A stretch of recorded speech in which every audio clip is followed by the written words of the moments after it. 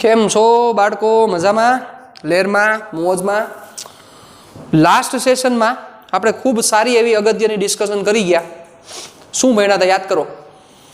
Yes, કે જ્યારે કોઈ પદાર્થને એના વેગમાં ફેરફાર કરવો હોય તો ત્યારે બળની જરૂરિયાત છે. અને ખૂબ છેલ્લે અગત્યની વસ્તુ ભણ્યા એરિસ્ટોટલની માન્યતા શું હતી? એરિસ્ટોટલે એવું વિચારેલું હતું સાહેબ કે કોઈ પણ પદાર્થને ગતિમાં જાળવી રાખવો હોય તો એને ઉપર તમારે કેવું બળ દેવું પડે? બાહ્ય બળ લગાડવું પડે. પણ આપણે શું સમજ્યા? આપણે શું ડિસ્કશન કરી? આપણે જે એક્ઝામ્પલ લીધું હતું યાદ કરો કે સાયકલ હોય, એ સાયકલને તમારે ચલાવવી હોય, 10 મીટર પર સેકન્ડની સ્પીડથી જાય છે, એમાં તેની સ્પીડ ઘટે તો એ સ્પીડ મેન્ટેન કરવા માટે તમે શું લગાડો છો? તો કે બાહ્ય બળ લગાડો છો. તો તમે એમ કહેતા હતા કે સર એ તો બળ લગાડવું જ પડે. પણ જ્યારે તમે કોઈ નિયમની ચર્ચા કરો છો ત્યારે નિયમની ચર્ચા કરતી વખતે જેમ તેમ કન્ડિશન્સ ન ચાલે, તમારે એનું પરફેક્શનથી હોવું જોઈએ. એટલે તમે નિયમની ચર્ચા કરતા હતા એ સમય આપણે એવી છેલ્લે ડિસ્કશન કરી કે સર જ્યારે તમે કોઈ પરફેક્ટ રૂલ એપ્લાય કરો છો ત્યારે આજે બાહ્ય બધા જે અવરોધકો બળ છે એ અવરોધક બળને શું કરવા પડે? તો કે અવરોધક બળ નિગ્લેક્ટ થવા જોઈએ. મતલબ કે અવરોધક બળ ન હોય એવી પરિસ્થિતિ વિચારવી પડે. એ અવરોધક બળ ન હોય એવી પરિસ્થિતિમાં કેવું વર્કિંગ થાય છે? તો આપણે ચર્ચા એ કરી હતી કે સાહેબ ઓલું ઘર્ષણ બળ જો કાઢી નાખવામાં આવે તો 10 માંથી 9 કોઈ કરે જ નથી. તો એનો મતલબ કે એક પ્રકારના બળ એપ્લાય કરવાની કઈ રિક્વાયરમેન્ટ નથી. મતલબ આપણે એવું ભણ્યા હતા કે જ્યારે કોઈ પદાર્થ પોતાની નિયમિત ગતિ કરતો હોય તો એ નિયમિત ગતિ જાળવી રાખવા માટે કોઈ ચોખ્ખું બાહ્ય બળ આપવાની જરૂરિયાત નથી. તમે જે બળ આપો છો એ બળ સામે ઘર્ષણને બેલેન્સ કરતું બળ આપો છો, યાદ કરી લ્યો. તો આવી આપણે ચર્ચા કરેલી હતી. તો એરિસ્ટોટલની ભૂલ ક્યાં થઈ સાહેબ? તમે વિચારી લો, એરિસ્ટોટલની ભૂલ ક્યાં થઈ? એરિસ્ટોટલની ભૂલ એ જગ્યાએ થઈ કે એરિસ્ટોટલે એની સામે જે દેખાણું એને કુદરતનો નિયમ માની લીધો. એની સામે જે ઉદાહરણ થયું એને કુદરતનો નિયમ માની લીધો કે કુદરતના નિયમ પ્રમાણે આ કુદરતનો નિયમ આ હોવો જોઈએ. પણ ઈ પછી સોલ્વ કર્યું સાહેબ 1600ની સાલમાં, 1664માં તો જન્મ થયો ગેલેલિયો સાહેબનો, અને એને ગતિશાસ્ત્રનો આખો પાયો, એક પાયો આખો મજબૂત એને પાયો ઉભો કર્યો ગેલેલિયો સાહેબે. અને એ પછી ન્યૂટન સાહેબના હાથમાં ગયો અને ન્યૂટન સાહેબે આખું એને ડેવલપમેન્ટ કર્યું. તો ત્યાં સુધી તો કોઈને ખબર જ નહોતી. ત્યાં સુધી બધા એરિસ્ટોટલને મહાન જ માનતા હતા સાહેબ, અને હજી મહાન જ છે સાહેબ, એમાં કાંઈ ફેર ન પડે. પણ ગેલેલિયો સાહેબે કીધું કે એરિસ્ટોટલ જે વિચારે છે એ વિચારમાં ફેર છે, એકચ્યુઅલમાં આવું નથી. એટલે એવું કહે છે કે એટલે આપણે એવું કહીએ કે એરિસ્ટોટલે ભૂલ કરી. બટ એરિસ્ટોટલની ભૂલ નથી સાહેબ. તમે વિચારો એ સમયે, એટલે કે ઈસવીસન પૂર્વે 384 થી 324 પર એ સમય એરિસ્ટોટલે આ વિચાર્યું, એની મહાનતા છે ને સાહેબ. તમારી પાસે અત્યારે બધી વસ્તુ અવેલેબલ છે તો તમે શું કરી શકો છો? ચાલો, વોટ કેન યુ ડુ? તમારાથી શું કામ થઈ શકે છે? બધી વસ્તુ અવેલેબલ છે તમારા પાસે. તમે કેટલું ડેવલપમેન્ટ કરી શકો સાહેબ? એ સમયે તો કાંઈ નહોતું ને એ સમયે આ બધું વિચાર્યું બહુ અગત્યની વાત છે. અને કોઈ વ્યક્તિ આ બધું ફાઇન્ડ કર્યું અને એ બીજા વ્યક્તિને મળ્યું, એ બીજા વ્યક્તિ એમાંથી ભૂલ સુધારીને પછી આપ્યું. પણ કોઈ વ્યક્તિએ ફાઇન્ડ જ ન કર્યું હોય તો ડાયરેક્ટ લાઇટ ન થાય, ટાઈમ લાગે. આનું એક સિમ્પલ હું તમને એક એક્ઝામ્પલ આપું સાહેબ, જે હર વખતે હું આપતો રહ્યો છું કે ક્લાસના દરવાજામાં, તમે ક્લાસમાં એન્ટર થયા, દિવાલ ઉપર કોઈ વ્યક્તિએ લખ્યું છે કે ટાંક સાહેબ ગાંડા છે, એવું એક સ્ટેટમેન્ટ લખેલું છે. તો એ સ્ટેટમેન્ટ લખેલું છે એટલે ડાયરેક્ટ તમારા મગજમાં વિચાર આવશે કે ટાંક સર ગાંડા છે કે ગાંડા નથી. પછી ટાંક સર અંદર પ્રવેશ કરે છે, લેક્ચર લઈને ભણાવે છે, અને પછી તમે ઓબ્ઝર્વેશન આપો છો, એલા ટાંક સાહેબ તો તમારી રીતે આપી દેજો. ટાંક સાહેબ તો હું સારું જ બોલું ને, મારું તો સારું જ કહું, ટાંક સાહેબ તો ગાંડા નથી. તમે એવું સ્ટેટમેન્ટ આપો છો. પણ તમે એવું સ્ટેટમેન્ટ ક્યારે દઈ શક્યા? ડાયરેક્ટ જ્યારે સામે સ્ટેટમેન્ટ લખેલું છે એટલે તરત તમે કહેશો કે આ સ્ટેટમેન્ટ ખોટું લખ્યું છે, અથવા કોક કે કહેશે સાચું લખેલું છે, ગાંડો માણસ છે. તો એ તમે ક્યારે કહી શક્યા? જ્યારે એ એક્ઝેક્ટ સામે હતું. હવે એ નો હોત તો હું ગાંડો છું કે ડાયો છું એ સમજવામાં ઘણો બધો ટાઈમ લાગી જાય કે ન લાગી જાય? યસ ઓર નો? આ વસ્તુ આવી છે. એટલે એરિસ્ટોટલ સાહેબે આ બધી ડિસ્કશન કરી, એને આ બધી વસ્તુ આપી, ઈ ગેલેલિયો સાહેબને મળી અને ગેલેલિયો જોયું કે યાર અહીંયા ભૂલ છે. ઈ એને મળી ત્યારે ભૂલ કાઢી ને, મળ્યું જ ન હોત તો એ ડાયરેક્ટ ભૂલ નો નીકળત સાહેબ. મળ્યું જ ન હોત તો ડાયરેક્ટ ભૂલ નો નીકળત. તો આ એક અગત્યની વાત છે. એટલે એરિસ્ટોટલની ભૂલ સાચી વાત છે, એ ભૂલ છે, પણ એ ફાઇન્ડ કર્યું પણ એ મહાનતા છે સાહેબ. એમને ફાઇન્ડ નથી થતું. તો આ વસ્તુ આપણે સમજવાની છે. તો લાસ્ટ ટાઈમની ડિસ્કશન હવે આપણે આગળ વધારીએ. એટલે આપણે કીધું કે ગતિમાન પદાર્થને પોતાની ગતિ જાળવી રાખવા માટે એક પણ પ્રકારના ચોખ્ખા બાહ્ય બળની રિક્વાયરમેન્ટ નથી. તો હવે વિચારો દોય, કોઈ પદાર્થ સ્થિર રહેલો છે, આ પદાર્થ સ્થિર રહેલો છે, મતલબ કે પદાર્થ ગતિ નથી કરતો. તમે જોયું, બહાર આવીને અહીંથી જોયું કે પદાર્થ સ્થિર છે, તો તમે શું કન્ક્લુઝન આપશો? વિચારો જોઈએ. કારણ કે અત્યાર સુધી આપણે એ ચર્ચા કર્યા કે જો ચોખ્ખું બાહ્ય બળ લાગશે, ચોખ્ખું બાહ્ય બળ લાગે તો પદાર્થની ગતિમાં ફેરફાર થાય. તો તમે અંદર એન્ટર થઈને તમે એવું જોયું કે ભાઈ આ પદાર્થની ગતિમાં કાંઈ ફેરફાર થતો નથી, પદાર્થ સ્થિરનો સ્થિર જ ઊભો છે. શું જવાબ આપશો? તમે કહેશો કે યસ, કે આ પદાર્થ સ્થિરનો સ્થિર છે એનો મતલબ કે આ પદાર્થ ઉપર લાગતું ચોખ્ખું બાહ્ય બળ શૂન્ય થવું જોઈએ. શું થવું જોઈએ? ચોખ્ખું બાહ્ય બળ શૂન્ય થવું જોઈએ. તો એનો મતલબ કે તમે આવું કહી શકો ને કે જ્યાં સુધી કોઈ પદાર્થ પર, જ્યાં સુધી કોઈ પદાર્થ પર ચોખ્ખું બાહ્ય બળ લગાડવામાં ન આવે ત્યાં સુધી સ્થિર પદાર્થ સ્થિર રહે છે અને ગતિમાન પદાર્થ પોતાનો વેગ અચળ જાળવી રાખે છે સાહેબ.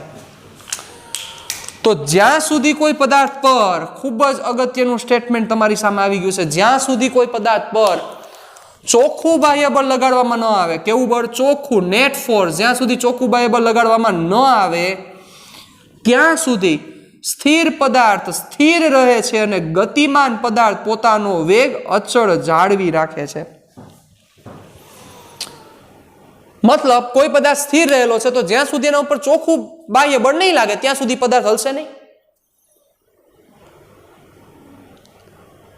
અને જ્યાં સુધી કોઈ પદાર્થ ગતિમાન છે એના ઉપર જ્યાં સુધી ચોખ્ખું બાહ્ય બળ નહીં લાગે ત્યાં સુધી પદાર્થના વેગમાં કઈ ફેરફાર નહીં થાય. મતલબ એનો વેગ અચળ જાળવી રાખશે. તો વિચારો, આના ઉપરથી તમે એમ કહી શકો કે બળની વ્યાખ્યા થઈ શું? What is the force? કે જે ફોર્સની વ્યાખ્યા સૌ પ્રથમ ગેલેલિયો સાહેબે દીધી. સાહેબ, આ ગેલેલિયોનો નિયમ છે. અને ગેલેલિયો સાહેબે કીધું કે બળ એક એવું છે કે જો પદાર્થ ઉપર ચોખ્ખું બળ લાગતું હોય, બળ એક એવી ઘટના છે, એક એવી રાશિ છે, એક એવી પ્રક્રિયા છે કે જો એ ચોખ્ખું એપ્લાય થતું હોય તો પદાર્થની અવસ્થામાં ફેરફાર કરે અને કરે. કેવી અવસ્થા? તો કે ગતિ રિલેટેડ અવસ્થા, ઘનમત પ્રવાહી અવસ્થા નહીં. મતલબ કોઈ પદાર્થ ઉપર ચોખ્ખું બાહ્ય બળ લાગે એટલે બળ એક એવી ભૌતિક રાશિ છે કે જે ભૌતિક રાશિ જો કોઈ પદાર્થ ઉપર એપ્લાય થતી હોય, જો કોઈ પદાર્થ ઉપર એપ્લાય થતી હોય તો એ પદાર્થ પોતાની અવસ્થા બદલાવે. અવસ્થા બદલાવે મતલબ જો સ્થિર અવસ્થા છે તો સ્થિર રહેશે અને ગતિમાન અવસ્થા છે તો ગતિ જાળવી રાખશે. અને યંત્રશાસ્ત્ર મુજબ સાહેબ, હવે હું તમને એ કહું, યંત્રશાસ્ત્ર મુજબ સ્થિર અવસ્થા અને અચળ વેગવાળી અવસ્થા બે એક જ છે. બે જુદી જુદી નથી. અચળ વેગવાળી અવસ્થા અને સ્થિર અવસ્થા બે એક જ છે. કારણ કે અત્યારે હું તમને સ્થિર દેખાઈ રહ્યો છું, તમે મને સ્થિર દેખાઈ રહ્યા છો, તો આપણે એમ કહેશું કે યસ આપણે સ્થિર છીએ. પણ કોઈક બહારથી જોશે તો એ એવું વિચારશે કે આ તો ગતિમાન છે. બહારથી જોશે જુદા પ્લેનેટ ઉપરથી જોયે તો એને ગતિમાન દેખાય છે. તો અચળ વેગવાળી અવસ્થા, આનો મિનિંગ તમે બીજા શબ્દમાં એમ સમજો કે કોઈ એક ટ્રેન છે, ચેપ્ટર નંબર 3 યાદ કરીએ. કોઈ એક ટ્રેન છે, એ ટ્રેનની અંદર કોઈ વ્યક્તિ બેઠેલો છે, એ વ્યક્તિ ટ્રેન આખી 60 ની સ્પીડે જઈ રહી છે, બધા પડદા બંધ કરી દીધા છે. બધા પડદા બંધ કરી દીધા છે. એકેય પ્રકારનો જર્ક નથી આવતો, એકેય પ્રકારનો ઝટકો નથી લાગતો. કોને? તો કે ટ્રેનને. એક પણ પ્રકારની વસ્તુ કઈ નથી થતી.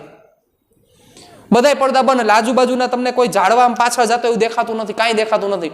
તમને નીંદર આવી ગઈ, દરવાજા બંધ કરી દીધા, એક પણ પ્રકારનો ઝટકો નથી આવતો. તમે અંદર જોશો, તમને એવું ખબર પડશે કે ટ્રેન ચાલુ છે કે ટ્રેન બંધ છે? એકેય પ્રકારનો અવાજ નથી આવતો. તમને લાગશે કે ટ્રેન ચાલુ છે કે બંધ છે? યસ, તમે એમ જ કહેશો કે હું સ્થિર છું, પણ એકચ્યુઅલમાં તમે બહારથી કોઈક જોશે તો એમ લાગશે કે નહીં, આ તો ગતિમાન છે. એટલે ફિઝિક્સે સ્થિર અવસ્થા અને અચળ વેગવાળી અવસ્થા બેયને સેમ કીધી છે કે અચળ વેગવાળી અવસ્થા કયો તોય ભલે અને સ્થિર અવસ્થા કયો તોય ભલે, વેગમાં જેવો ફેરફાર થાય બચ્ચાઓ, એ તરત તમને ફીલ થાય. જેવો પદાર્થના વેગમાં ફેરફાર થાય એટલે તરત તમને ફીલ થાય. તમે તમારી ગાડી જ્યારે ચાલુ કરો ત્યારે તમે ક્લચ મૂકીને જેવું લીવર મારો એટલે તમને ફીલ થાય. બ્રેક મારો ત્યારે તમને ફીલ થાય. એટલે પદાર્થનો વેગ જ્યારે બદલે ત્યારે એ અનુભવાય છે. પણ અચળ વેગ હોય ત્યારે તમને કાંઈ ફીલ નથી થતું. એનો મતલબ અચળ વેગવાળી અવસ્થા એ પદાર્થની એક પોતાની અવસ્થા છે, અને સ્થિર પદાર્થવાળી અવસ્થા એ પણ પદાર્થની પોતાની એક અવસ્થા છે. મતલબ સ્થિર અવસ્થા અને અચળ વેગવાળી અવસ્થા બે સમાન છે. આનો મતલબ એવો થયો સાહેબ કે પદાર્થ પોતાની અવસ્થા આપમેળે બદલતો નથી. આપમેળે બદલતો નથી. પોતાની અવસ્થા એટલે કઈ અવસ્થા? જો સ્થિર છે તો સ્થિર, અને ગતિમાન છે તો ગતિમાન. એ બે માંથી એકેય અવસ્થા પદાર્થ પોતાની આપમેળે બદલતો નથી સાહેબ.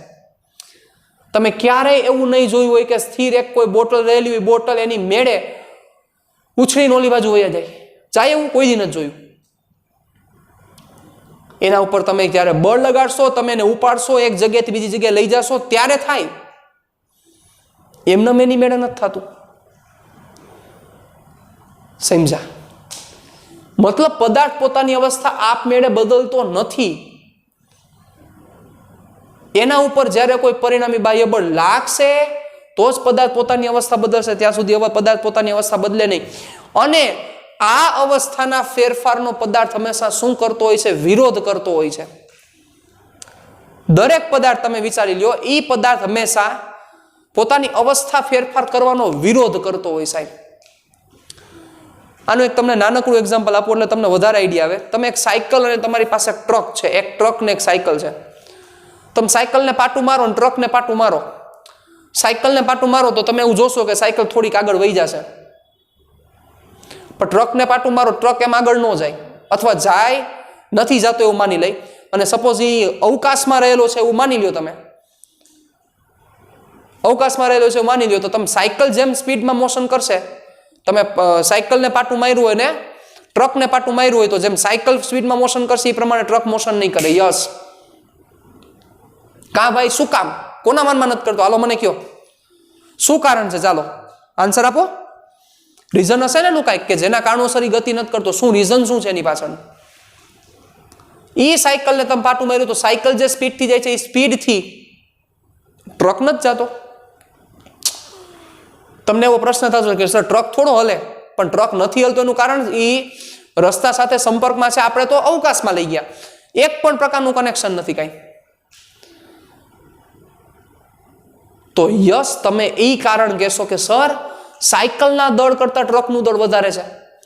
એનો મતલબ જેમ દળ ધરાવતો પદાર્થ હોય એમ એ પોતાની અવસ્થા ફેરફારમાં વિરોધ એવડો કરે. વિચારી લ્યો, એની જગ્યાએ ટ્રકની જગ્યાએ એના કરતા પણ હજી એક તાકાતવાળી કઈ વસ્તુ પ્લેન હોય. હાલો વિચારી લ્યો, તો પ્લેનને પાટું મારો. અવકાશમાં જ રહેલું પ્લેન છે, પ્લેનને પાટું મારો. અવકાશ એટલે એક પ્રકારનો અવરોધક બળ નથી, કાંઈ નથી, આદર્શ પરિસ્થિતિ. પ્લેનને પાટું મારો તો પ્લેન ટ્રક કરતાંય ધીમું જશે. મતલબ જેમ પદાર્થનું દળ વધે છે એમ પદાર્થ પોતાની સ્થિતિમાં ફેરફાર કરવાનો એટલો જ વિરોધ કરે છે સાહેબ. મતલબ પદાર્થ ક્યારેય આપમેળે તો કોઈ દી ચેન્જ કરે જ નહીં સાહેબ. આપણે નથી કરતા ને, આપમેળે કોઈ દી ફેરફાર કરીએ છીએ? લાઈફમાં બોવાનું બહુ મોટું કનેક્શન છે. આપણે એને લાઈફ સાથે ઇન્ટર રિલેટ કરશું પણ વાર છે હજી. બહુ મોટું કનેક્શન છે સાહેબ, બહુ મજા આવે એવી આખી ડિસ્કશન છે, બધી જોરદાર ચર્ચા છે. ડાયનેમિક્સ આપણી લાઈફ સાથે સંકળાયેલું છે. કાઇનેમેટિક્સમાં ઘણી બધી વસ્તુ ભણ્યા કે જે લાઈફ સાથે કનેક્ટેડ હતી, એમ ડાયનેમિક્સમાં ઘણી બધી વસ્તુ સંકળાયેલી છે લાઈફ સાથે. ઘણી બધી કરતા એમ કહી શકાય બધી વસ્તુ સંકળાયેલી છે, પણ આપણે કેટલું રિલેટ કરી શકીએ છીએ એ બહુ ઇમ્પોર્ટન્ટ છે. તો કહેવાનો મારો ભાવાર્થ, કહેવાનો મારો મતલબ શું છે? કહેવાનો મારો મતલબ એ છે કે કોઈ પણ પદાર્થ હશે એ પદાર્થ આપમેળે પોતાનું સ્થાન, જે આપમેળે પોતાની અવસ્થા, સ્થિતિ, પોઝિશન કોઈ દી ચેન્જ નહીં કરે. એ ચેન્જ કરવા માટે કાં તો એના ઉપર તમારે કોઈ પરિણામી બાહ્ય બળ એપ્લાય કરવું પડશે. જો સ્થિર છે તો સ્થિર, ગતિમાન છે એનો અચળ વેગ છે તો એ અચળ વેગ જાળવી રાખશે. 40 એટલે 40ની સ્પીડ, 40નો વેગ સ્પીડ નહીં, 40નો વેગ મેન્ટેન કરે છે. એમાંથી ફેરફાર થયો મતલબ અવસ્થા ફેરફાર થયો એનો મતલબ એને બળ દેવાની જરૂરિયાત છે. એ બળ હોય તો જ અવસ્થા ફેરફાર થાય. અવસ્થા ફેરફાર નથી થતો. તમે જોવો છો કે કોઈ એક કાર છે, એ કાર કન્ટિન્યુઅસલી 40ની સ્પીડથી જ જાય છે, કાંઈ ફેરફાર નથી. તો તમે ઇઝીલી તમારા જવાબમાં લખી શકો છો કે ઈ કાર અચળ વેગે ગતિ કરતી હોવાથી ઈ કાર પર લાગતું પરિણામી બાહ્ય બળ શૂન્ય હશે. પણ ઈ જ કાર 40ની સ્પીડથી ગતિ કરતી હોય ને ટર્ન મારતી હોય, એનો મતલબ થયો બચાવ સ્પીડ 40 છે પણ એનો વેક્ટર ચેન્જ થાય છે, મતલબ વેગ બદલે છે, અવસ્થા બદલે છે. અવસ્થા બદલે છે એનો મતલબ કે બળ પ્રેઝન્ટ છે. મતલબ પદાર્થ પોતાની અવસ્થા આપમેળે ચેન્જ ક્યારેય નહીં કરે. તમારે 40માંથી સ્પીડ વધારવી છે તો ત્યારે તમે લીવર મારો છો, મતલબ તમે બાહ્ય બળ આપો છો. એ બાહ્ય બળ મળવાને લીધે ગતિ થઈ શકે છે, બાકી ગતિ ન થાય. તો મતલબ દળ છે એ દળ એક એવી રાશિ છે કે જે રાશિ ફેરફારનો વિરોધ સમજાવે છે. બહુ સિમ્પલ આખી વસ્તુ છે અને આ તો આપણે બહુ રૂટીન લાઈફમાં આપણે કરીએ છીએ. નાનું એક એક્ઝામ્પલ આપી દઉં, તમને સમજાઈ જાય. એક પાતળો વ્યક્તિ છે ને એક જાડો વ્યક્તિ. જાડામાં તમે મને કન્સિડર કરી લો, વાંધો નહીં. હવે જો કે પાતળો થઈ ગયો તો એ કન્સિડર કરી લો અત્યારે. અને એક પાતળો વ્યક્તિ છે. પાતળો વ્યક્તિ જે ઝડપથી વર્કિંગ કરે એટલો જાડો વ્યક્તિ ઝડપથી વર્કિંગ ન કરી શકે. શું કામ? એનું માસ વધારે. માસ વધારે એનો મતલબ એ ફેરફારનો વિરોધ એટલો કરે. તમે આ બધી વસ્તુ ઘણી બધી વાર તમે અનુભવી હોય કે પાતળા વ્યક્તિ હોય ને તમે એમ કહો કે એલા ઓલું ઉપર ઊભો થઈને ઓળવાથી લઈ આવતો, બરોબર? તો એ જોજો એ આમ સ્પીડથી પોતાની આમ ચેન્જ કરશે પોતાની અવસ્થા. કેટલા એમાં આડુના પીર હોય, એ આપણે જનરલ માણસોની ચર્ચા કરીએ છીએ. પણ જાડો વ્યક્તિ બેઠો હોય ને તો એ જોજો એ હંમેશા ટાળવાનો પ્રયત્ન કરશે. એલા રહેવા દે ને ભાઈ, હમણાં હું લઈ લઈશ. હું મારી વાતે હું એમ જ કહું. કામ કરીને હું ઘરે પહોંચ્યો હોય ને મમ્મી બેઠા હોય, મમ્મી મને કહે કે એલા તું આ મને લઈ દે ને. એટલે એમ કે મમ્મી બે વાદે હમણાં ઊભો થાવ. યસ, હું મારા ફેરફાર, મારી સ્થિતિનો જે ફેરફાર છે એ સ્થિતિના ફેરફારનો વિરોધ કરું છું. મારી ટેન્ડન્સી છે. પણ જગ્યાએ પાતળો વ્યક્તિ હોય તો એ ફેરફારનો વિરોધ કેવો કરે? ઓછો કરે. ફેરફારનો વિરોધ એ કરે કારણ કે એની પાસે દળ છે. દળ છે એટલે ફેરફારનો વિરોધ કરશે જ, પણ એનો ફેરફારનો વિરોધ મારા કરતા ઓછો હોય. એટલે આપણે ઘણી વાર નથી કહેતા થાકી ના હોય, મમ્મી કહેતા મમ્મી કહે કે બેટા લઈ આવી દે ને ઓલું, તો આપણે મમ્મી ઘડીક ખમને. તો આપણે શું કામ? તો કે આપણે આપણી સ્થિતિ, મમ્મી એવું ઈચ્છે છે કે તમે ત્યાંથી ઊભા થાવ, ત્યાંથી ઊભા થઈને દુકાને જાઓ, આ વસ્તુ લઈ આવો, વળી પાછા આવો ને વળી પાછા બેસી જાઓ. માન બેઠા હોય ત્યાં મમ્મી પાસે કામ કોઈ દી ખૂટતા જ નથી. મજા છે સાહેબ, ડાયનેમિક્સને સમજવાની મજા છે. તમે જેવા બેસો એટલે તરત એમ કે એ ઓલું આપી દે તો. મારા મમ્મી પાસે કોઈ દી કામ નથી ખૂટતું. ઓલું લઈ લેતો, માંથી પાણી ભરીને આપતો, પાણી ભરીને દીધે, ઓલો કોથમીર તો દે. કન્ટિન્યુઅસલી તમારી સ્થિતિમાં ફેરફાર કરવાની મમ્મીની ઈચ્છા હોય, પણ આપણે કરતા જરાય નથી. કઈ જગ્યાએ બાપાએ કીધું હોય તો ડિપેન્ડ કરે છે કે બાપાનું કેવડું માથે પ્રેશર છે એના ઉપર. મમ્મીએ 4 વાર વસ્તુ લેવા જવાનું કીધું, મમ્મીને આપણે આમ ટાળી, મમ્મીને એમ કહી કે રહેવા દો, મમ્મી હમણાં લઈ આવીશ. શું કામ? તો કે આપણે ફેરફારનો વિરોધ કરીએ છીએ. પણ બાપાએ કીધું એટલે સીધું જવું જ પડે. નાના હોય ત્યારે બહુ તરત આમ બાપાએ કીધું એટલે પૂરું થઈ ગયું. આ એના જેવી વાત છે સાહેબ. મતલબ કોઈ પણ પદાર્થ આપમેળે પોતાની અવસ્થા બદલતો નથી. પદાર્થનો આ કે જે પદાર્થ પોતાની સ્થિતિમાં ચેન્જ કરવાનો શું કરે છે તો કે વિરોધ કરે છે. પદાર્થના આ ગુણધર્મને પદાર્થનું જડત્વ કહે છે. આપણે એમ નથી કહેતા જડત્વ, ધેટ ઇઝ ધ ઇનર્શિયા. અને આ જડત્વ એ કેના ઉપરથી ખબર પડે છે તો કે એના દળ ઉપર આધાર રાખે છે. જે પદાર્થનું દળ વધારે હશે એ પોતે પોતાની અવસ્થામાં ફેરફાર ઓછો કરશે, અને જે પદાર્થનું દળ ઓછું હશે એ પોતાની અવસ્થામાં ફેરફાર ઝડપથી કરી શકશે. એટલે દળ વધુ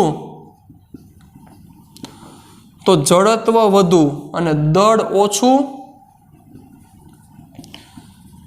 તો જડત્વ ઓછું.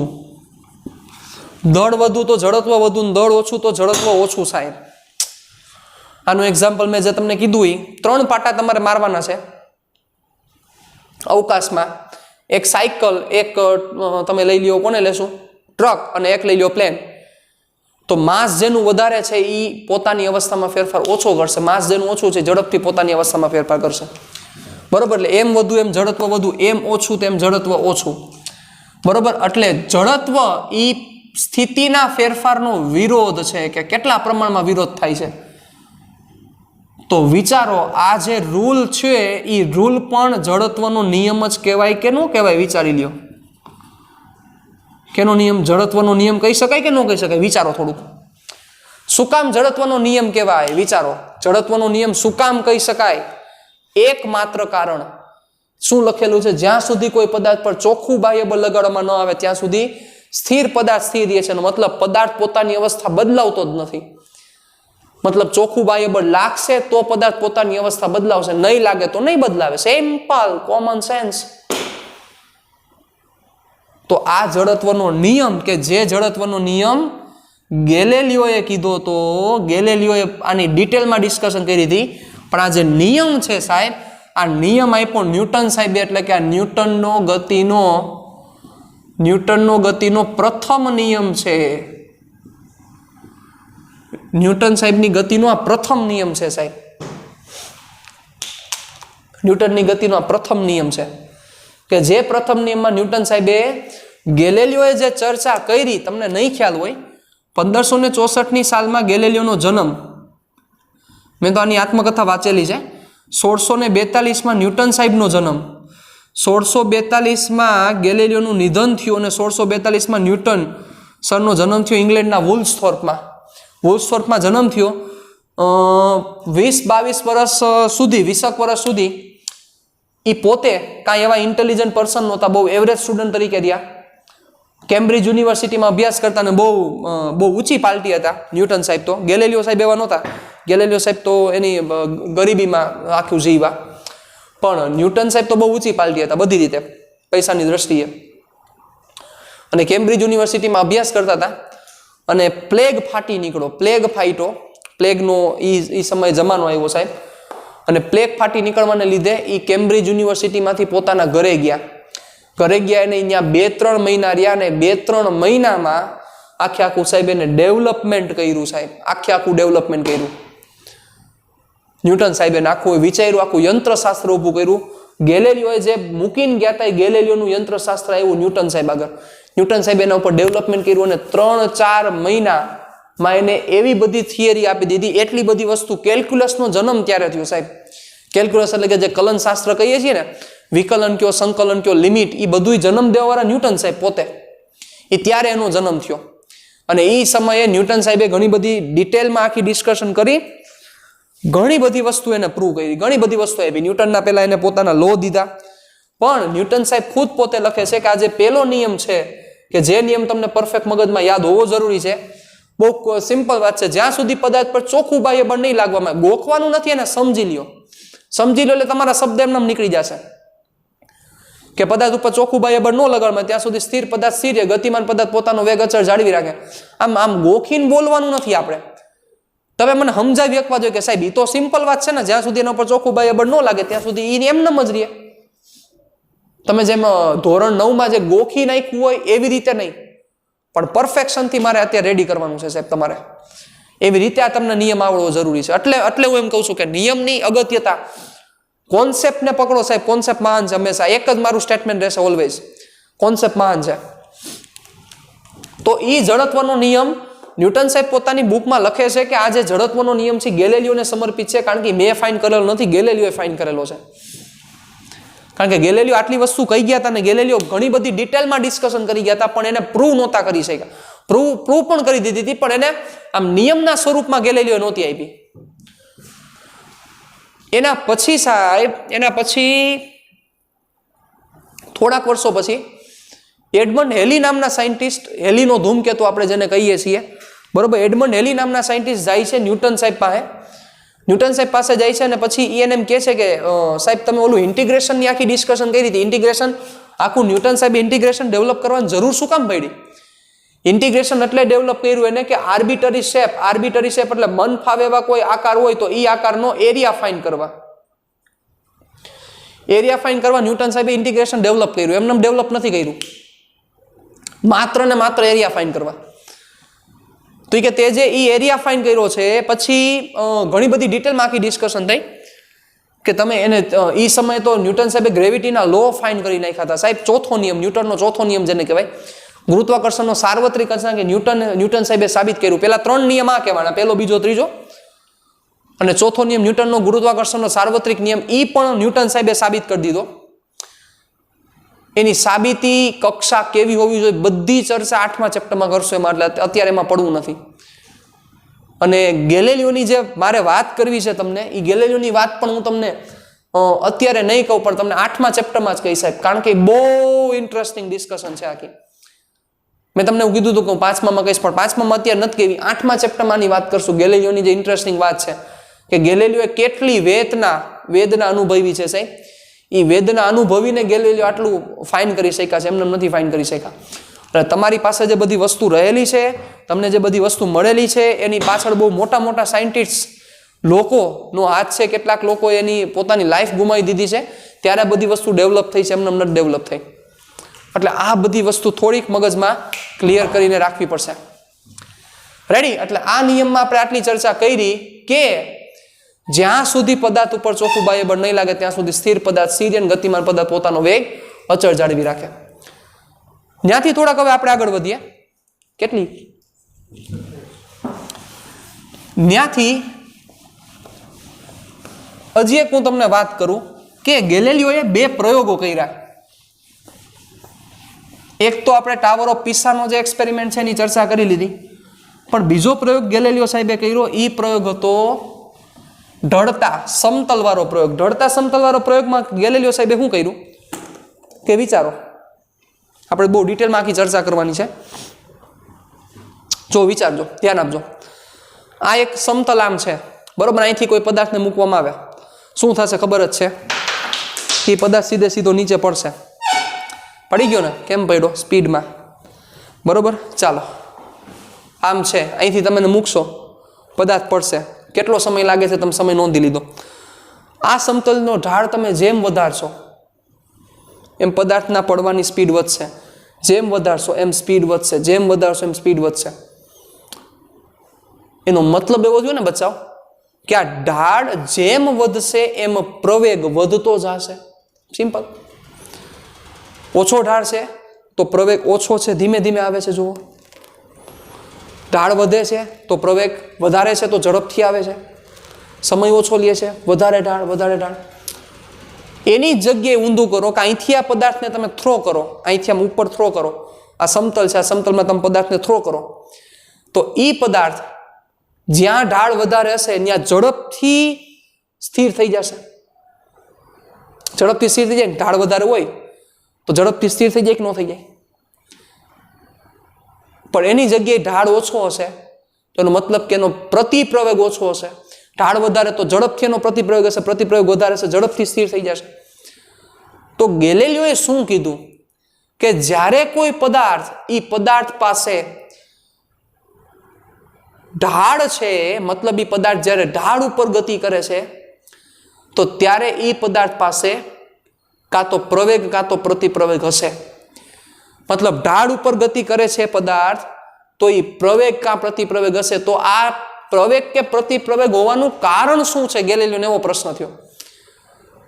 તમારે બીજી વસ્તુ શું કાઢી નાખવાની છે? એક પ્રકારનું ઘર્ષણ છે નહીં. હું જ્યાં સુધી ન કહું ત્યાં સુધી તમારે ઘર્ષણને એન્ટર કરવાનું નથી. તો મુદ્દો એ છે, ગેલેલિયોએ એ વાત કરી કે આ ઢાળને લીધે થાય છે. ઢાળ વધારે તો પ્રવેગ વધારે, પ્રતિપ્રવેગ વધારે. ઢાળ ઓછો તો પ્રવેગ ઓછો, પ્રતિપ્રવેગ ઓછો. તો આજે ઢાળને લીધે આજે વર્કિંગ થાય છે. તો ગેલેલિયોએ એવું વિચાર્યું કે જો ઢાળ ઓછો છે તો પ્રવેગ ઓછો છે. વિચારજો, ઢાળ ઓછો છે તો પ્રવેગ ઓછો છે. ઢાળ ઓછો છે, પ્રવેગ ઓછો છે. વિચારો. પણ ગેલેલિયોએ કીધું સાહેબ કે જો સમક્ષિતિજ છે તો આમ હોય તો સમક્ષિતિજ, તો એને નો પ્રવેગ હોય કે નો એને પ્રતિપ્રવેગ હોય. સાહેબ આવું ગેલેલિયોએ કીધું